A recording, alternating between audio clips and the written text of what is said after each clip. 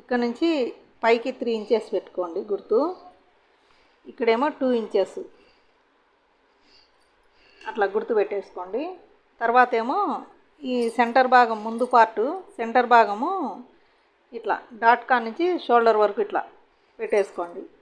పైన పావించి కింద పావించి వదిలేసి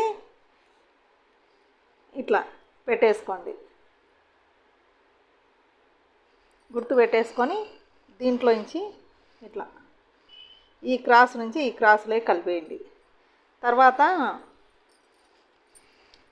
ఈ నెక్ చూసేసుకోండి.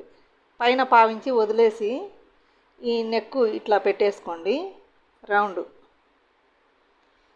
ఇట్లా పెట్టుకున్న తర్వాత ఈ మధ్యలో ఇక్కడ నుంచి క్రాస్ బెల్ట్ వరకు గ్యాప్ ఉంటుంది కదా, ఈ గ్యాప్కు ఇట్లా పెట్టుకొని ఇట్లా పైకెత్తి చూసి కొంచెం డాట్కు కుట్టుకు మందం 1 ఇంచి ఉండేటట్టుగా ఇక్కడ నుంచి ఇక్కడికి 1 ఇంచి ఉండేటట్టుగా చూసుకోండి.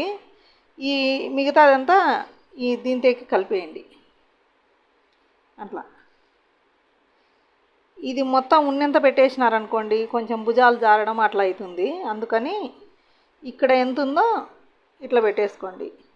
బ్లౌజులకు ఒక్కొక్కరికి ఒక్కొక్క రకంగా ఉంటుంది, అందుకని చూసి చేసుకోవాలన్నమాట. ఇది